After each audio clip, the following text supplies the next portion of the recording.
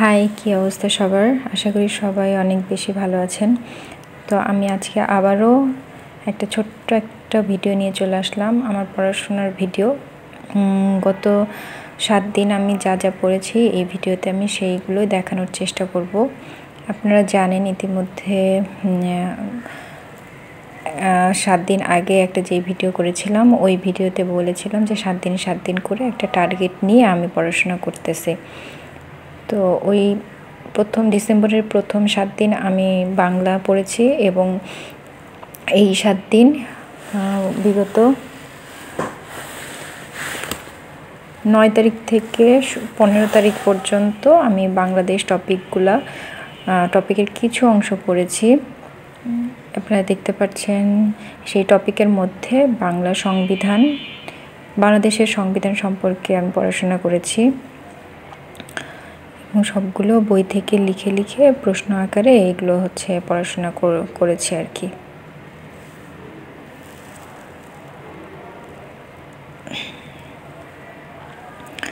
যদি এগুলো বারবার পড়ার পরও তেমন মনে থাকে না, কিন্তু মনে না থাকলেও কিছু করার নেই, এগুলো পড়তেই হবে। বাংলাদেশের সংবিধান এত বেশি ইম্পর্ট্যান্ট এবং এত এত প্রশ্ন আসে যে দেখা যায় যে একবার দুইবার পড়লে তো মনে থাকে না। অল্প অল্প করে যদি আপনি প্রতিদিন পড়তে থাকেন 10টা 20টা বা 30টা করে বারবার যদি দেখতে থাকেন, তাহলে মনে রাখা যায়। আসলে পরীক্ষার আগে আগে দেখা যায় যে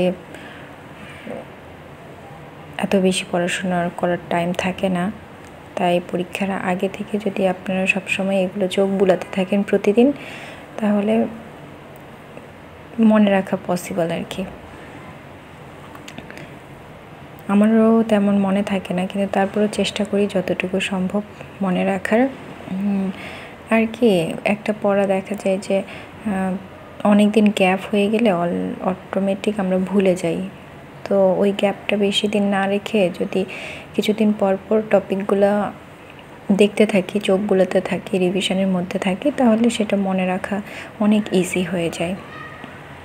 তো আমিও সেটাই চেষ্টা করি যতটুকু করা যায়। যে টপিকগুলো অনেক বেশি ইম্পর্ট্যান্ট এবং কঠিন, সেগুলো আগেই পড়ে ফেলার চেষ্টা করি। তো আমি আপনাদের আগেও বলেছি আরেকটা ভিডিওতে যে আমি মূলত কী টপিকগুলো, যেগুলো আমার হাতে লেখা টপিক, সেগুলোই মূলত আমি বেশি করে পড়াশোনা করছি।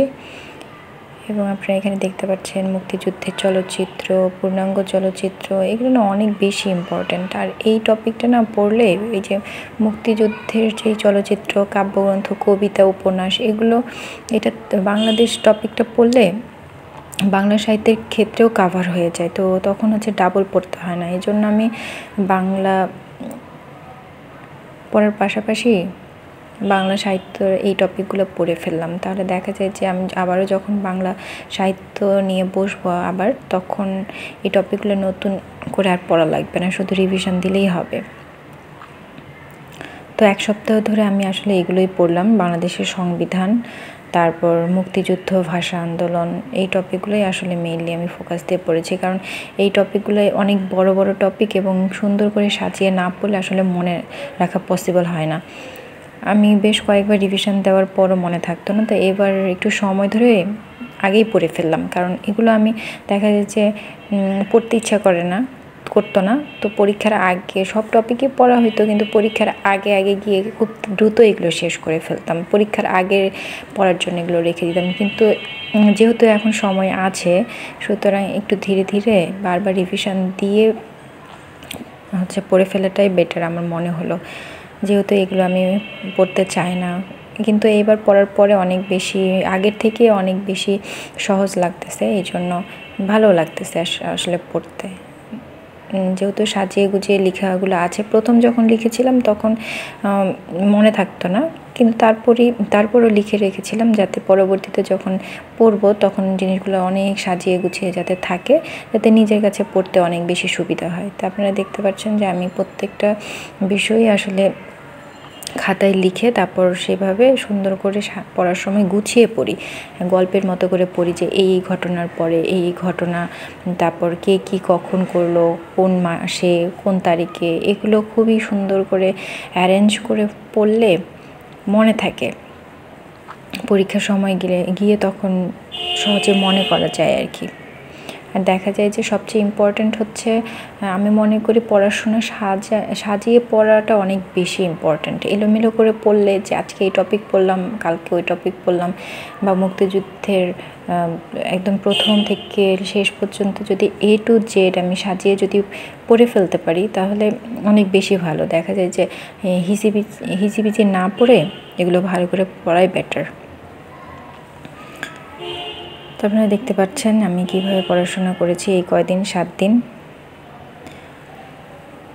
তো নেক্সট টাইম, আজকে আমি ছুটিতে ছিলাম এবং পরের 7 দিন আমি আরও একটা সিলেবাস সাজাচ্ছি, সেই সিলেবাসটা নিয়েও পড়াশোনা শুরু করব কালকে থেকে। তো আমার ভিডিওটা আজকে এ পর্যন্তই। ভালো থাকবেন, আপনারাও অনেক বেশি পড়াশোনা করবেন। ধন্যবাদ সবাইকে।